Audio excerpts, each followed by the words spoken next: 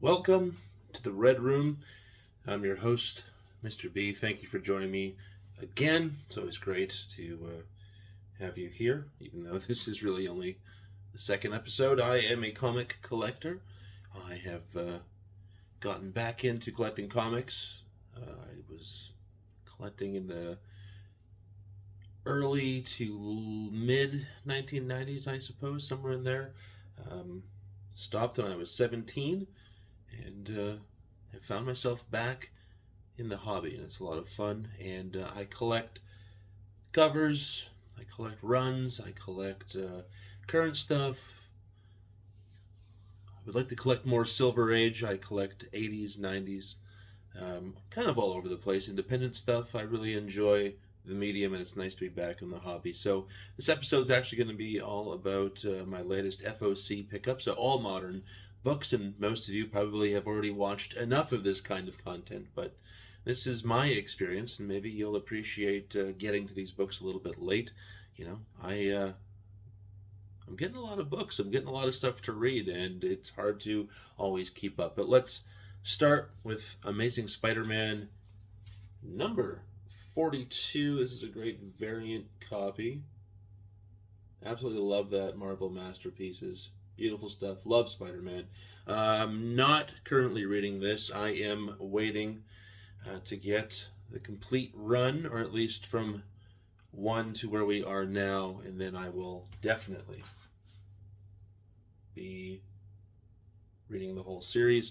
Of course, variants. I love covers. Here we've got a nice variant. Wolverine celebrating 60 years this year with Marvel, and you got to pay homage to Wolverine with the Spider-Man pose for Amazing Spider-Man. Then something I am reading, Cap Wolf and his Howling Commandos. Fantastic book. This is issue number 4, written by Stephanie Phillips, and I think this is just fantastic. So much fun. I already do love Sergeant Fury and his Howling Commandos, and I think going back to World War II with the gang, and of course a ravaging, psychotic, slightly aware version of Werewolf Cap is fantastic. We got this as well, Daredevil at number 5, the current run. I'm not reading, I'm collecting the covers. I really love this homage here. This is another 60 years of Wolverine. Good stuff. Looks great. Maybe not as good as I would have liked, but it's still cool. Cool cover. I am loving this Fantastic Four run. This is Fantastic Four number 16. This is the Alex Ross cover. He's been doing all the A's, and I just absolutely love this series. I've always been a fan of Fantastic Four, and this is just a great series. Beautiful stuff. And then had to get the variant, of course, paying tribute to Fantastic Four number 1 with all Wolverines again. If you're not reading this, you really should. Ryan North is just making some great comic books, and I love it. This took a while to get in at my LCS, but I'm so happy to get it now. This is Batman number 140. Was a holiday issue, and I love the take on the Batman comic of old, and I also collect Christmas themed comics. Collecting for the covers. I thought Catwoman was having a nice run on covers, and this is number 61. This is the In-Hyuk Lee variant. I like it. Maybe a little too over the top, but I just love the artwork. I think it's great. Also got this variant on number 61. This is done by Jorge Fornes, and I love the pulp themed covers. There's a bunch coming down the pipeline, and this is a great one. It's cool stuff. I love it. I'm also a Cat fan. Another comic I'm just purchasing for the covers. This is a heavy sort of cover week for me, but this is Superman number 10. Loving these covers, and from what I hear, It's a fantastic series, and I think I'm going to collect the first 12. I'm just going to go for a year run on this because I really just love the covers, and I think once I've got all 12, I'll pick it up and I'll read it.